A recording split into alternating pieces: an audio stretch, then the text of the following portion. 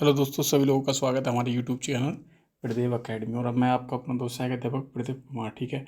और आज हम बात करेंगे दोस्तों आर ओ और ए आर ओ की, जो हम क्लासेस शुरू कर रहे हैं उनमें हमारा आज ये तीसरा या दूसरा वीडियो है। तो चलिए, अब जितने भी आप लोग R O A R O, देखो R O A R O की सारे सब्जेक्ट की वीडियो मैं आप लोग को प्रोवाइड कराता रहूँगा। और साथ ही साथ जो सामान्य हिंदी है उसमें जो हमारे 60 नंबर का जो पेपर आएगा उसमें 60 क्वेश्चन आएंगे और एक एक टॉपिक से 10-10 सवाल आएंगे, ठीक है। वो भी प्लस पॉइंट रहेगा, तो उसकी क्लासेस भी हम डालते रहेंगे या अपलोड क्लासेस चलाते रहेंगे। तो जो सामाजिक सुधार आंदोलन है, ठीक है, आज हम इसकी बात करेंगे। हिस्ट्री का ये हमारा जो मॉडर्न हिस्ट्री है उसका एक पार्ट है, यहाँ से एक सवाल हमेशा बनता ही बनता है। और पिछले सालों के जितने भी आर ओ में जो सवाल आए हुए हैं, ठीक है, उनको प्रीवियस ईयर क्वेश्चन पेपर को हम कराने की कोशिश करेंगे, ठीक है। तो आज हम बात करेंगे सामाजिक सुधार आंदोलन यानी कि सोशल रिफॉर्म के बारे में बात करेंगे। और इसमें क्या है, जो हमारा जो मेन एग्ज़ाम होगा यानी कि पीसीएस का जो लिखित पेपर यानी कि जो मेन एग्ज़ाम होगा, ठीक है, तो उसमें भी ये हेल्पफुल होने वाली है, ठीक है, वीडियो। तो इसमें क्या है, अगर हम सोशल रिफॉर्म के बारे में पूरा अगर मेन आंसर लिखेंगे, आंसर राइटिंग करेंगे, तो उसके लिए भी प्लस पॉइंट रहेगा ये, ठीक है। ये खुद के बनाए हुए नोट्स हैं, आप सभी लोग इसको फॉलो करें और इससे बहुत कुछ सीखोगे आज। चलिए फिर शुरू करते हैं आज की क्लास। बात करेंगे पहले, जैसे सामाजिक धार्मिक सुधार थे उसकी पृष्ठभूमि की बात करेंगे। तो ध्यान से देखते रहेंगे क्या क्या कहानी है इसमें। एक मिनट को, ये देखो 1800, जो 18वीं शताब्दी से लेके 11वीं शताब्दी तक जो था, जो सनातन धर्म था, ठीक है, सनातन धर्म को खत्म खत्म करने का जो कार्य भी क्या है, हिंदू धर्म के लोगों ने ही किया था, ठीक है। जो पहले हमारा सनातन धर्म था, कब, 18वीं शताब्दी से लेकर 11वीं शताब्दी के बीच में जो हमारा सनातन धर्म था उसको खत्म करने का काम भी किन लोगों ने किया था, वो किया था हिंदू धर्म के लोगों ने ही किया था, ठीक है। जिसमें आदि शंकराचार्य व रामानुज प्रमुख थे। ये क्वेश्चन बिल्कुल इंपॉर्टेंट, यहाँ से एक क्वेश्चन बन सकता है हमेशा। ये क्वेश्चन ये बनेगा कि जो सनातन धर्म था, क्या था, सनातन धर्म, ठीक है।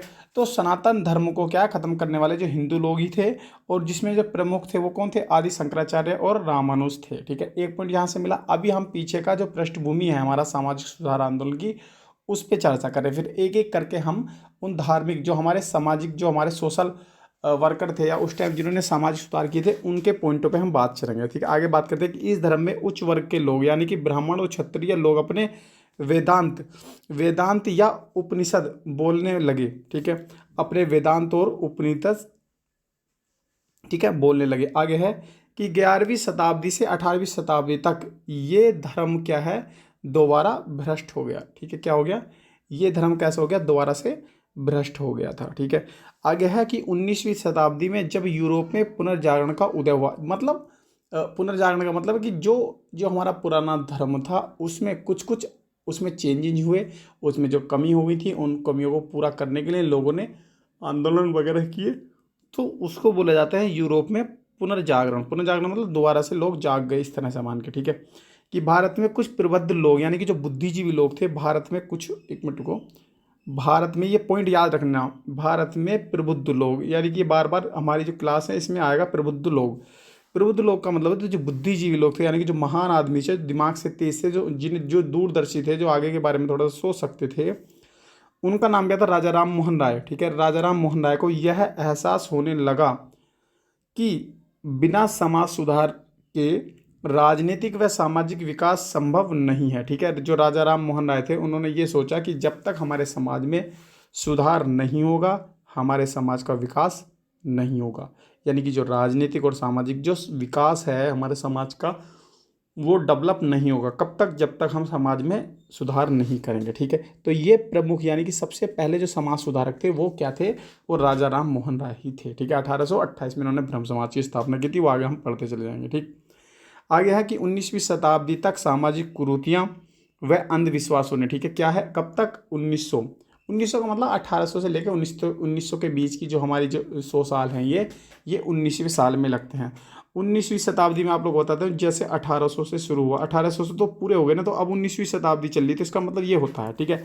अब हमारा 2000 से लेकर चल रहा है, ठीक है। तो 2000 से लेकर जो 21,000 तक, मतलब ये 2000, 2019, 2020 ये चल रहा है, तो 2100 तक जो चलेगा वो हमारा जो है 21वीं सदी ही चलेगा, ठीक है। क्योंकि 20 तो कंप्लीट हो गया, अब चल कौन सी रही, 21वीं सदी, ठीक है। तो इसका मतलब ये 19वीं सदी की बात करें तो इसका मतलब 1800 से लेकर 1900 तक के बीच के कार्यकाल की बात है। इसमें क्या था, जो सामाजिक कुरीति और अंधविश्वास थे, उन्होंने अंधविश्वासों ने क्या धार्मिक विश्वासों का रूप धारण कर लिया था। मतलब कि जो सामाजिक कुरीतियाँ थी, जो हमारे समाज में जो कुरीतियाँ थी, जो अंधविश्वास थे, उन्होंने क्या धार्मिक विश्वासों का रूप धारण कर लिया था। ठीक। तो अब देश के प्रत्येक भाग का प्रत्येक धार्मिक समुदाय में सामाजिक सुधार आंदोलन प्रारंभ हुए। इसका मतलब क्या हुआ, जो कुरीतियाँ थी वो किसमें, धर्म में विश्वास करना छोड़ दिया था।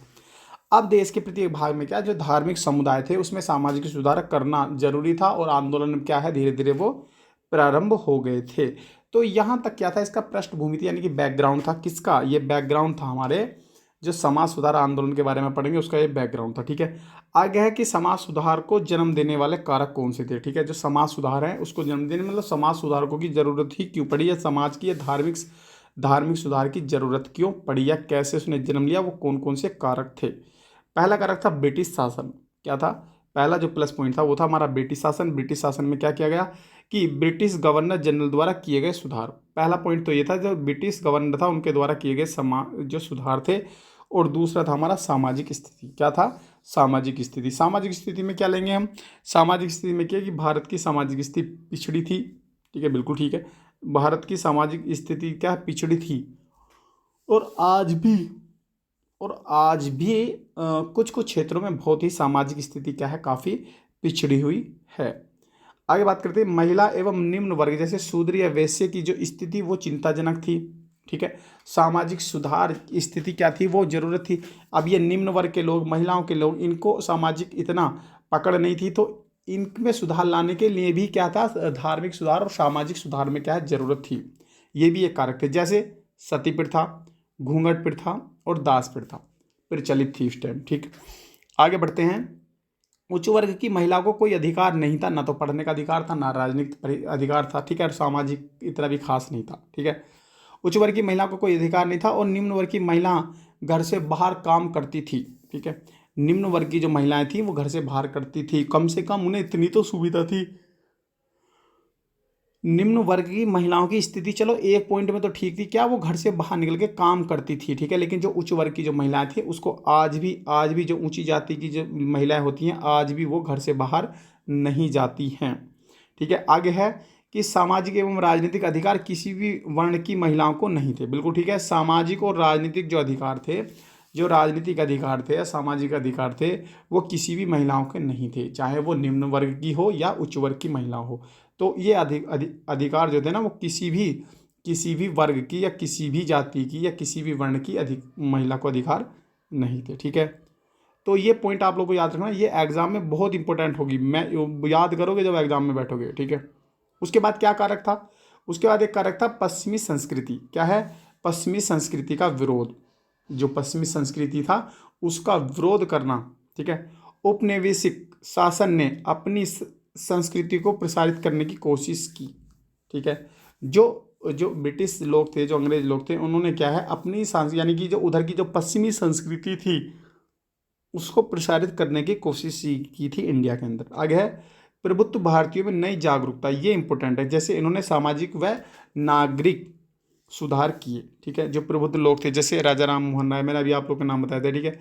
जो हमारे सुधार आंदोलन जो थे वो दो प्रकार के थे। ठीक है। एक तो था पुनरुत्थानवादी आंदोलन था, और एक था हमारा समाजवादी आंदोलन। ठीक है। अब समाजवादी आंदोलन क्या था या पुनरुत्थानवादी आंदोलन क्या था, अब इनके बारे में हम एक एक करके पढ़ेंगे। पहले पढ़ते हैं समाजवादी आंदोलन। समाजवादी आंदोलन में ये होता है कि समाज की वर्तमान स्थिति में आधुनिक तरीके से क्या सुधार करने की कोशिश की। यानी कि जो पहले नियम, नए नियम नहीं बनाने, नियम नहीं मतलब जो हमारा धर्म है या जो नीति बनी हुई है उन नीतियों में क्या है, सुधार करना है। ठीक है। क्या करना है, सुधार करने, यानी कि नए नियम नहीं बनाने। पुनरुत्थान में क्या, ये चीज़ें नई चीज़ें बनाना। इसमें क्या होता है, जो पुरानी है समाज की, जो पुरानी या वर्तमान स्थिति जो है आधुनिक तरीके से उसमें सुधार करने की जो कोशिश की गई है वो हमारा क्या है, सुधारवादी आंदोलन किए गए हैं, सुधार आंदोलन।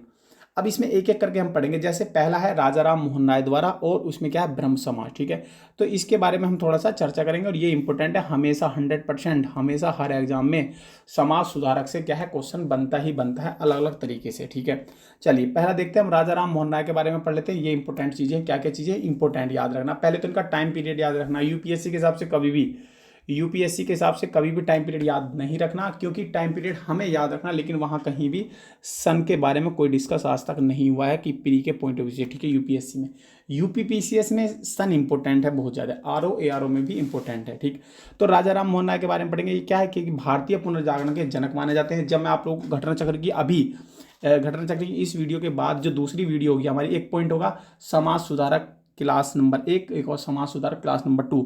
जब क्लास नंबर 2 होगा उसमें मैं 40-45 क्या है वो करूँगा, क्या बोलते हैं, जो प्रीवियस क्वेश्चन पेपर करूँगा, उसमें आप लोगों को इंपॉर्टेंट पता चलेगा कि कौन सा सवाल कितना इंपॉर्टेंट है समाज सुधारक से। ठीक है, एक एक पॉइंट को लेके हम चलेंगे, और बेस्ट क्लास होने वाली है, तो चैनल को सब्सक्राइब भी जरूर कर लेना। ठीक है, पता जब चलेगा ये कितनी इंपॉर्टेंट क्लास है, जब एग्जाम देने जाओगे। ठीक है, अब क्या था, राजा राम मोहन राय का पुनर्जागरण के जनक माने जाते थे। उसके बाद है एकेश्वरवाद में विश्वास रखते थे। क्वेश्चन यहाँ से ऐसा बनता है कि राजा राम मोहन किससे संबंधित थे, जैसे अनेक अनेक मतलब अलग अलग देवी देवताओं में विश्वास करने वाले, या एक देवी देवताओं में विश्वास। तो इसका मतलब ये कि एकेश्वरवाद में विश्वास करने वाले थे, अर्थात एकेश्वरवादियों को क्या, उपहार एक पुस्तक है, एक ही ईश्वर को मानते थे।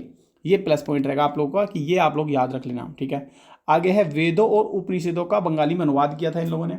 मतलब जो राजा राम मोहन राय थे, उन्होंने वेदों का उपनिषदों का क्या बंगाली में अनुवाद किया था। ठीक है, और शिक्षा सुधार की इन्होंने क्या क्या किया, जरा इनकी अपनी जिंदगी में क्या क्या चीज़ें इंपॉर्टेंट थी। वो क्या था, 1817 में क्या हिंदू कॉलेज की स्थापना की गई थी, और 1825 में क्या उन्होंने क्या किया, वेदांत कॉलेज की स्थापना की थी। ठीक है, ये 2 प्लस पॉइंट याद रखें आपको। 1817 में क्या था, हिंदू कॉलेज की स्थापना की थी। 1825 में क्या, वेदांत कॉलेज की स्थापना की थी। तो ये भी आप लोग को याद रखना। ठीक है, आत्मीय सभा से क्वेश्चन बहुत बार पूछा जाता है। आत्मीय सभा से क्वेश्चन बहुत बार पूछा जाता है। 1814 में किया गया था, कलकत्ता में की गई थी स्थापना।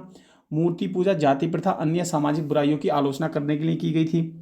वैदिक संहिता व उपनिषद, वैदिक संहिता, ठीक है, वह उपनिषद की अनुसरण की बात की थी इसमें।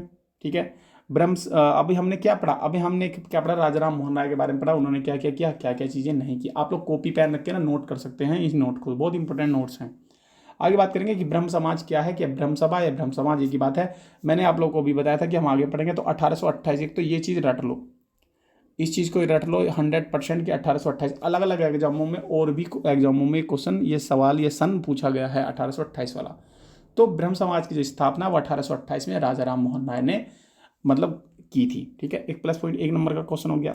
बाद में यह ब्रह्म समाज बनी। पहले ये बात है, पहले क्या गठन किया गया था इसका, बाद में क्या है ये ब्रह्म समाज बन गया था। पहले ये ब्रह्म सभा थी। ठीक है, इन्होंने वेदों और उपनिषदों की क्या है,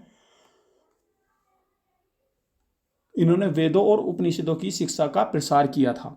आगे पढ़ते हैं कि अपनी बहन को विधवा होने पर, ये इंपॉर्टेंट है, यहाँ याद रखना कि अपनी बहन को विधवा होने पर क्या है, सती, अपनी बहन को विधवा होने पर, जब सती होने से होना, जो समाज के लोग कह रहे हैं कि अब ये भी सती होगी, क्योंकि जो उच्च जो वर्ग के लोग थे, उनके वहाँ अगर किसी लेडीज का पति खत्म हो जाता था, तो वो अपने पति के साथ आग में, चिता के साथ जलती थी, जिंदी जलती थी। कितनी बुरी कुरीति थी हमारे समाज के अंदर ये। ठीक, आज की डेट में अगर माचिस से किसी कहीं भी आग से कोई उंगली जल जाए तो आदमी का जान निकल जाती। सोचो वो जिंदी जलती थी, कितना बड़ा अपराध था ये। ठीक है, जो हमारे इन लोगों ने, जो हमारे धार्मिक समाज सुधारक थे, उन्होंने इस कुरीतियों को का खत्म किया। कितना बड़ा समाज सुधार, या कितना बड़ा समाज में सुधार किया है।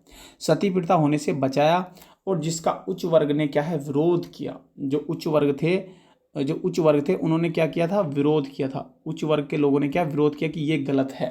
ठीक है, और राजा राम मोहन राय ने अपनी सिस्टर को क्या है, इससे बचाया। ठीक है, बचाने के बाद उसके बाद इन्होंने सती प्रथा को खत्म करने के लिए जी तोड़ मेहनत पूरी कर दी। ठीक है, इनका उद्देश्य नए धर्म की स्थापना करना नहीं था, बल्कि क्या है, हिंदू धर्म में क्या सुधार करना था। ये इंपॉर्टेंट है, ये क्वेश्चन आप लोग को स्टेटमेंट में पूछा जाएगा। आरओ के 4-5 स्टेटमेंट पूछे जाएंगे, नीचे पूछा जाएगा कि केवल 2, केवल 1, 2, केवल 3, या केवल सही, ये इस तरह के क्वेश्चन पूछे जाते हैं। ठीक है, जैसे पीसीएस का जो फॉर्मेट था बनने का, वो अब आरओ में भी अप्लाई होगा, क्योंकि बीओ का जो एग्जाम हुआ था उसमें भी हमारा यूपीपीसीएस के एग्जाम के पैटर्न के जो क्वेश्चन आए थे उसको फॉलो किया गया था। तो इनका जो उद्देश्य था नए धर्म की स्थापना करना नहीं था, बल्कि नए धर्म को क्या है, सुधार करना था। ठीक है। इन्होंने कहा कि सबका भगवान एक ही है, बहुदेववाद एवं मूर्ति पूजा का क्या विरोध किया। इन्होंने ये कहा था कि सबका भगवान एक है, एकेश्वरवाद में विश्वास रखते थे। ये भी आप लोग को याद रखना पड़ेगा। ये भी याद रखना पड़ेगा कि इनका कोई भी नए धर्म बनाने का उद्देश्य नहीं था। इनका जो हिंदू धर्म था, हिंदू धर्म में सुधार करना इनका एक उद्देश्य था। अब ये इंपॉर्टेंट है, ये लाइन याद रख लें कि सती प्रथा का क्या विरोध किया था। सती प्रथा का क्या था, विरोध किया था। कुछ इंपॉर्टेंट चीज़ें ये हैं, कुछ नोट्स हैं, यहाँ से क्वेश्चन हमेशा पूछा जाता है, हमेशा, और जिसका ऑप्शन हो जाता है कि अकबर द्वितीय। अकबर द्वितीय मुगल शासक ने क्या, राजा राम मोहन राय को अपनी पेंशन संबंधित मुद्दे को लेकर, ध्यान से समझना, ठीक है। क्वेश्चन यहाँ से राम मोहन राय ने क्या है, राजा की उपाधि कब दी। तो इस तरह का यहाँ क्वेश्चन ये बनेगा, ये देखो याद रखना। अब कहाँ से ये चीज़ें बनी वो चीज़ें समझो। जो अकबर द्वितीय था, ठीक है, मुगल शासक का, उसने राजा राम मोहन राय को क्या है, अपनी पेंशन संबंधित, ध्यान से समझना, अपनी पेंशन संबंधित मुद्दे को लेकर, ठीक है, पेंशन संबंधित मुद्दे को लेकर क्या, ब्रिटिश सम्राट विलियम चतुर्थ के पास में भेजा था। ये चीज़ समझ लो। जैसे राजा राम मोहन राय, जो अकबर सेकंड था, उनने कहा कि जाओ भाई, ठीक है, मतलब उनके दरबार में रहते थे, यानी कि कुछ भी मिलने वाले थे, अच्छे थे, तो इन्होंने भेजा कि भाई जाओ, जो ब्रिटिश साम्राज्य था वो हमारी पेंशन नहीं दे पा रहा, या पेंशन में कुछ सिलसिला चल रहा होगा या मसला चल रहा होगा। तो विलियम चतुर्थ थे उस टाइम ब्रिटिश सम्राट, तो उन्होंने क्या, उसे भेजा। लेकिन तब अकबर द्वितीय ने उन्हें क्या है, राजा की उपाधि प्रदान की थी। ठीक है, समझ में आ गई बात। अकबर द्वितीय ने भेजा कि भी जाओ, हमारी पेंशन वेंशन का मुद्दा है। उस टाइम क्या, सारे जो ब्रिटिश साम्राज्य के जो पेंशन देने का जो एक तरीका था, उसके सारे जो राजा थे हमारे इंडिया के, मुगल साम्राज्य जितना भी था, वो हमारे पेंशन के आदी हो चुके थे और बिल्कुल भोग विलास में सब बेकार हो चुके थे उस टाइम। तो वो पेंशन की वजह से परेशान रहते थे। ठीक है, आगे बढ़ते। आगे क्या है कि 1833 में क्या है, ब्रिस्टल इंग्लैंड में उनकी मृत्यु हो गई। वह उनकी कब्र है, वहीं उनकी क्या है, कब्र है। किसकी बात करें, राजा राम मोहन राय की। क्वेश्चन ये पूछा जाता है कि उनकी मृत्यु कहाँ हुई थी। वो हुई थी ब्रिस्टल। कहाँ, ब्रिस्टल इंग्लैंड में हुई थी।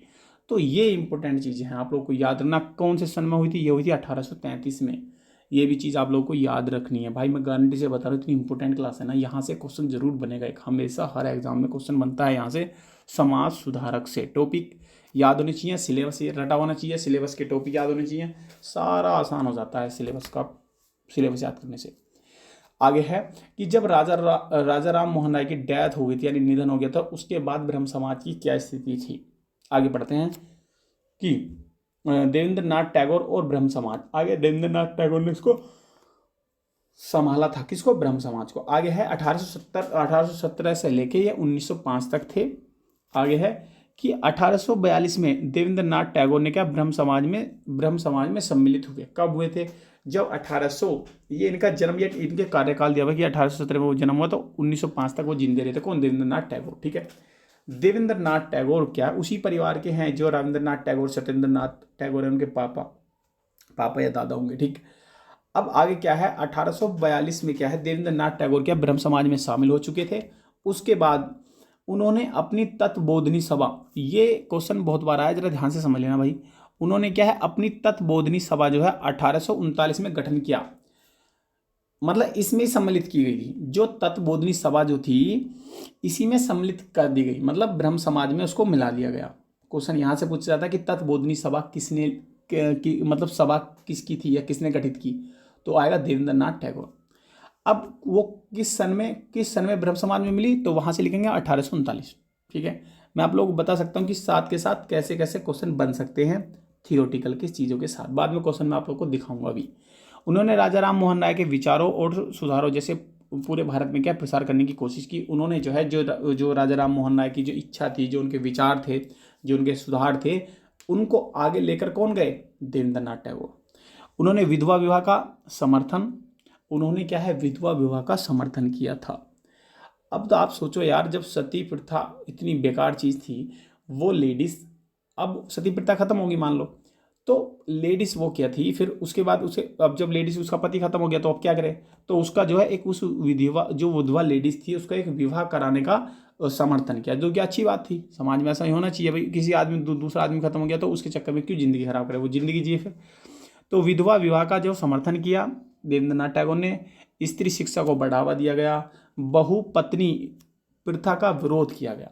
विरोध का मतलब यह है, बहुपत्नी का मतलब होता है कि एक व्यक्ति बहुत सारी पत्नियां वगैरह रखते थे पहले, तो उसका क्या है, विरोध किया गया। ठीक है, उसका क्या विरोध किया गया। और जो क्या ये जो तीनों कदम थे हमारे, विधवा विवाह का समर्थन, स्त्री शिक्षा को क्या है, बढ़ावा दिया, और बहुपत्नी प्रथा का विरोध किया। ये तीनों जो हमारे जो कदम थे बहुत इंपॉर्टेंट थे। ठीक है, आगे है केशव चंद्र सेन। देखो देवेंद्रनाथ टैगोर के बाद क्या वो ब्रह्म समाज किसने संभाला, केशव चंद्र सेन। इसकी तो बहुत इंटरेस्टिंग कहानी है इनकी। इन्होंने क्या है, बाल विवाह करते रहे पूरे जिंदगी भर। बाद में लास्ट में आगे क्या, अपनी बेटी की 12-13 साल की लड़की की शादी फिर राजा महाराजा के साथ कर दी, किसी राजा के साथ कर दी, तो यहाँ फ्लॉप हो गए। ये तो वही बात हो गई कि दूसरी जगह मतलब तुम स्पीच देने जा रहे हो, बड़े बड़े शो में जा रहे हो, वहाँ कह रहे हो कि मतलब भ्रूण हत्या गलत है, फिर तुम अपनी वाइफ के साथ ही बेटी को देख के मतलब भ्रूण हत्या करा रहे हो, तो ये गलत बात है। मतलब दूसरों को दिखावा, और जब अपने पास की बात तो नियम कानून फेल हो जाते हैं। तो ये ऐसे हुए, इसीलिए तो ब्रह्म समाज वहाँ डूब गया, इनकी वजह से डूबा। आगे समझेंगे। केशव चंद्र सेन ने क्या किया, ब्रह्म समाज को क्या बंगाल से बाहर लेकर गए, वो मुंबई और फिर मद्रास में फैलाया। वो उन लोगों ने क्या, मतलब जो केशव चंद्र सेन थे, उन्होंने क्या किया, ये जो ब्रह्म समाज था बंगाल में ही नहीं रहा, बंगाल से लेकर अलग कहाँ फैलाया उन्होंने, मुंबई में फैलाया, मद्रास में फैलाया। तो उसका क्या विस्तार किया, किसका, ब्रह्म समाज का। ठीक है, हिंदू अंधविश्वासों को खत्म करने की कोशिश की। जो हिंदू अंधविश्वास थे उनको क्या है, खत्म करने की कोशिश की थी। ठीक है, कोशिश की उन्होंने काफ़ी। जो सेन थे उदारवादी विचारधारा के व्यक्ति थे, उनका देवेंद्रनाथ टैगोर से विवाद हो गया, समझते रहना। उसके बाद क्या है, उदारवादी ये थे, उसके बाद उनका क्या विवाद हो गया था, किनसे, देवेंद्रनाथ टैगोर से विवाद हो गया था। और देवेंद्रनाथ टैगोर के ब्रह्म समाज को आदि ब्रह्म समाज व केशव चंद के भारतीय ब्रह्म समाज के नाम से जाना था। भाई एक बात बताऊँ तुमसे, ये जो लाइन है ना लिखी हुई, ये मैंने एक दो लाइनों में लिखे हुए ना पूरे सार लिख दिए क्वेश्चन के। अब यहाँ से 2 क्वेश्चन बनते हैं हमेशा, किसी भी घटना चक्र की किताब उठा लेना, कोई भी प्रीवियस क्वेश्चन उठा लेना, यहाँ से क्वेश्चन पूछा जाता है, याद रख लेना। जितने भी एग्जाम हो रहे ना आज की डेट में, फिर क्वेश्चन वहीं से पूछ रहे जहाँ में कोई लॉजिक है, नहीं तो सीधे सीधे क्वेश्चन नहीं पूछ रहे आजकल। ठीक, तो यहाँ क्या चीज़ें, यहाँ ध्यान से समझना कि जो आदिकाल की बात करेंगे, आदि ब्रह्म समाज की बात करेंगे, वहाँ क्या देवेंद्रनाथ टैगोर का आंसर आएगा। भारतीय समाज की बात करेंगे, आदि ब्रह्म समाज की बात करेंगे, यानी आदि मतलब पहला, तो देवेंद्र की बात करेंगे। भारतीय ब्रह्म समाज की बात करेंगे तो हम केशव चंद्र सेन की बात करेंगे। भाई ये क्वेश्चन ना पूछे गए हैं, आदि परेशान हो जाता, कहाँ कन्फ्यूज होता। भारतीय ब्रह्म समाज की स्थापना किसने की, या भारतीय ब्रह्म समाज के जो संस्थापक थे वो कौन थे, गठन किसने किया था, वहाँ मिलेगा राजा राम मोहन राय। तो बच्चा क्या करेगा, भारतीय ब्रह्म समाज मतलब भारतीय को भूल जाएगा, वो सोचेगा ब्रह्म समाज, अच्छा राजा राम मोहन राय लगा 1828 में हुआ था, तो वो गलत करता है। अब जब भारतीय देख लेगा वो लिखा हुआ कि भारतीय ब्रह्म समाज है, तो उसके बाद जिस बच्चे ने क्लास पढ़ी होगी या जिस बच्चे ने अच्छे से पढ़ी होगी किताब, तो वो क्या लगाएगा, केशव चंद्र सेन लगाएगा। ठीक है, और आदि ब्रह्म समाज की बात करेगा तो वो देवेंद्रनाथ टैगोर लगाएगा। तो यहाँ से इस क्वेश्चन को रट लेना, इस चीज क्वेश्चन को समझ लेना, ये बहुत इंपॉर्टेंट है। आगे बात करेंगे महिलाओं का उत्थान, मतलब महिलाओं का उत्थान करने के लिए क्या क्या चीजें हुई थी। पहले तो स्थिति के बारे में पढ़ लेते हैं कि क्या है। महिलाओं की स्थिति काफ़ी हीन थी, बिल्कुल ठीक बात है, बहुत ही दयनीय थी। शिक्षा का अभाव था, बिल्कुल ठीक बात है, शिक्षा पे कोई ध्यान नहीं दिया गया, पढ़ी लिखी लड़की ही नहीं थी। महिलाओं को सामाजिक आर्थिक अधिकार नहीं थे, उच्च वर्ग में भी। ठीक है, जो उच्च वर्ग थे उनमें भी क्या था, लड़कियों को क्या है, लेडीज़ को क्या, ना तो सामाजिक और ना ही आर्थिक अधिकार की कोई भी अधिकार नहीं थे। आगे है कि निम्न वर्ग की महिलाएं, ठीक है, निम्न वर्ग की महिलाएं उच्च वर्ग के वहां काम करती थी। जो उच्च वर्ग की जो महिलाएं हैं उनके पास में क्या जा जाके क्या निम्न वर्ग की महिलाएं क्या काम करती थी। उच्च वर्ग में क्या था, पर्दा प्रथा, सती प्रथा, और मतलब ये जो 2 थी ना उच्च वर्ग में, एक तो पर्दा प्रथा और एक सती प्रथा। ये बहुत बदतमीज वाली प्रथा थी, जो क्या बहुत अच्छे से क्या है प्रैक्टिस में चल रही थी। ठीक है, आगे बात करते हैं कि महिलाओं की स्थिति सुधारने हेतु उठाए गए कदम, यानी कि महिलाओं की स्थिति सुधारने के लिए क्या क्या कदम उठाए गए थे। पहला, शिशु वध रोकथाम, मतलब जैसे भ्रूण हत्या है या इन्फेंट्स, ठीक है, तो इसको क्या है, जैसे बच्चे को गर्भ में मार देते थे पहले लोग, तो वो गलत चीज़ें थी। ठीक है, महिलाओं की स्थिति सुधारने हेतु, अच्छा वो ये नहीं, ये बच्चे को गर्भ की बात नहीं, देखो ध्यान से क्या था रोकथाम। पहले क्या था, पहले जैसे बच्चा पैदा हुआ, पता चल गया कि लड़की है तो उसको मार देते थे, लेकिन पैदा होने के बाद ही तो पता चलता था ना उस टाइम। आज की डेट में क्या है, अल्ट्रासाउंड वगैरह कराते हैं तो लोग, तो उससे पता चल जाता है। लेकिन यहाँ क्या है, यहाँ बच्चा पैदा होता था, उसके बाद क्या, उसको मार दिया जाता था उस टाइम। तो उसकी रोकथाम करने के लिए ये कदम उठाए गए थे। क्या था, 1795 और 1804 में क्या, बंगाल में अध्यादेश चलाकर अवैध घोषित किया गया। तो ये क्या था, हमारा जो ब्रिटिश साम्राज्य था उसके बंगाल में क्या, ये अध्यादेश लाए थे 1795 और 1804 में, और उसके बाद इसको अवैध घोषित कर दिया गया था। नहीं तो पहले खुला खुला ये सब चीज़ें चलती थी। ठीक है, जैसे सती प्रथा का उन्मूलन, क्या है सती प्रथा का उन्मूलन, अकबर ने कदम उठाया। ठीक है, शिवाजी महाराज ने भी कोशिश की। अब सती प्रथा का हिस्ट्री पढ़ेंगे पूरा, मतलब पूरा पढ़ रहे हैं हम, हिस्ट्री क्या क्या था, स्थिति कैसे उत्थान हुआ। तो अकबर के टाइम में क्या है, कदम उठाया गया, शिवाजी महाराज ने क्या कोशिश की, फिर राजा राम मोहन ने महत्वपूर्ण भूमिका निभाई। मतलब उससे पहले क्या, सती प्रथा का क्या है, किसने विरोध किया, अकबर ने भी किया, जो शिवाजी महाराज थे उन्होंने भी किया, फिर महाराजा जो राजा राम मोहन राय थे वो पूर्ण भूमिका निभाई उन्होंने, और 1829 में क्या कानून लाए जिसे बैन कर दिया गया। ये इंपॉर्टेंट है, याद रखना है, क्वेश्चन पूछा जाता है कि राजा राम मोहन राय ने सती प्रथा को कब बंद किया, ये कब कानून लाए, ये कब उसको बैन किया। तो 1828 में ब्रह्म समाज की स्थापना, 1829 में सती प्रथा को पर बैन लगाया था। किसने लगवाया था, यानी कि राजा राम मोहन राय ने लगवाया था। ठीक है, ये इंपॉर्टेंट चीज़ें याद रखनी है। आगे, विधवा पुनर्विवाह मतलब कि कोई लेडीज का अगर पति खत्म हो गया है तो वो विधवा हो चुकी है, उसके बाद वो दूसरा शादी कर सकती है। ये किसने लिया, ये देखो, ईश्वर चंद्र विद्यासागर डलहौजी के कार्यकाल में एक्ट लाए। ये ना एक एक पॉइंट, एक एक लाइन जो लिखी हुई ना सारी इंपॉर्टेंट है, ये आपको याद रखनी है भाई। ये इस चीज़ से संबंधित ये जितने भी एक्ट वगैरह होते हैं, नियम कानून होते हैं, ये हमारे मेंस में काम आएंगे। किसमें, जब हम आंसर राइटिंग करेंगे वहाँ काम आएंगे, वहाँ लिखना पड़ेगा कि विधवा पुनर्विवाह क्या है। ये लाइन लिखनी पड़ेगी, ईश्वर चंद्र विद्यासागर डलहौजी के कार्यकाल में आए थे, कैनिंग के कार्यकाल में पारित किया गया था ये एक्ट। तो ये इंपॉर्टेंट है। आगे कि विधवा पुनर्विवाह सभा की स्थापना की गई थी, किसने की थी, ईश्वर चंद्र विद्यासागर ने। याद रखना है कि डलहौजी के काल में एक्ट आया था, कैनिंग के काल में क्या पारित किया गया था, ईश्वर चंद्र विद्यासागर ने ये मुहिम चलाई थी कि विधवा पुनर्विवाह के लिए। ठीक है, सभा की स्थापना भी की गई थी। अब बात करते हैं महिला शिक्षा के लिए। ठीक है, सबसे पहले बेथुम स्कूल की स्थापना की गई।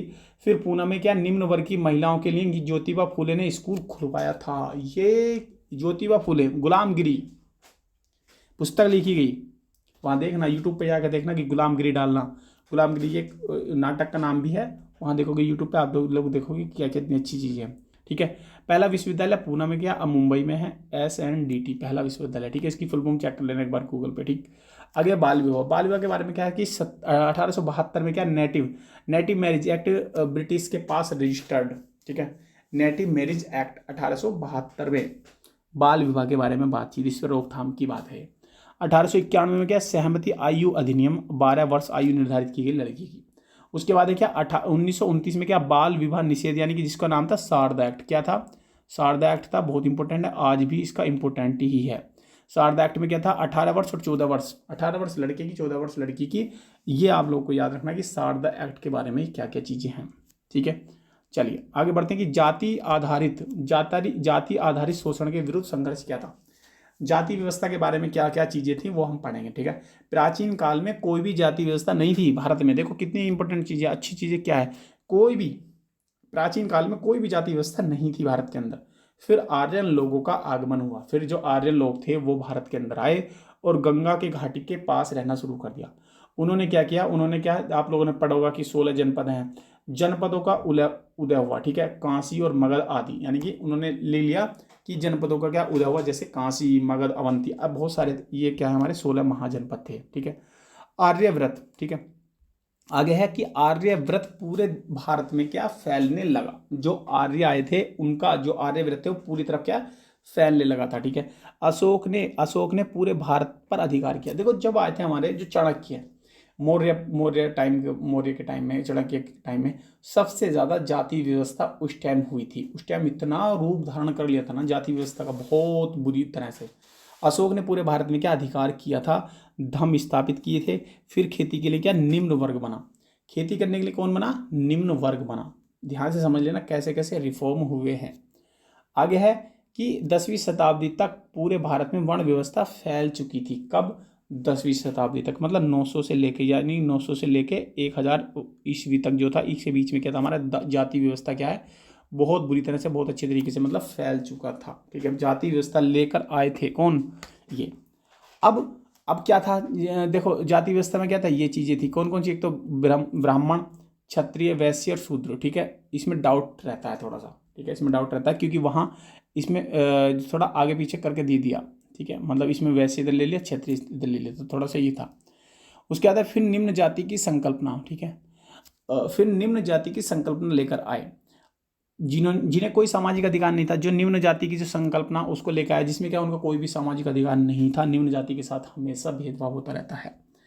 फिर अछूत, अस्पृश जाति लेकर आए, ये समाज का हिस्सा ही नहीं माने जाते थे। हमेशा याद रखना, देखो एक क्या था, जो अछूत लोग थे वो तो वर्ण व्यवस्था में भी नहीं थे। जो शूद्र थे, ध्यान से समझना, शूद्र से नीचे भी थे, तो शूद्र जो लोग थे, जो सबसे नीचे थे, जो अस्पृश्य लोग थे, तो उन लोगों को शूद्रों में भी सबसे नीचे डाल दिया। तो वहां से धीरे धीरे जाति बनी। ठीक है, जैसे मान लो ब्राह्मण है, ब्राह्मण में जाति कैसी बनी, जो लोग उस ब्राह्मण अपनी जाति को चला रहे थे, तो उसमें जो अपने धर्म को चला रहे थे या जो वर्ण व्यवस्था चला रहे थे, उसके बाद क्या हुआ, जो नीचे लोग थे उनको अपने नीचे रखा, तो वो भी एक जाति बन गई वहां से। तो 19वीं शताब्दी तक यह व्यवस्था काफी चिंताजनक हो गई थी। 19वीं शताब्दी तक, ठीक है, काफी चिंताजनक हो चुकी थी। अब जाति व्यवस्था में क्या सुधार कैसे हुए? ठीक है, जाति व्यवस्था में सुधार क्या क्या हुए? ठीक है, तो 19वीं शताब्दी में क्या, ब्राह्मण तथा क्षत्रिय के एकाधिकार कम हुए। जो ब्राह्मण लोग थे और जो क्षत्रिय लोग थे, उनके जो अधिकार थे वो धीरे धीरे थोड़े थोड़े कम होने लगे। ठीक है, अब ब्रिटिश ईस्ट इंडिया कंपनी ने जाति भेदभाव को क्या माना नहीं था।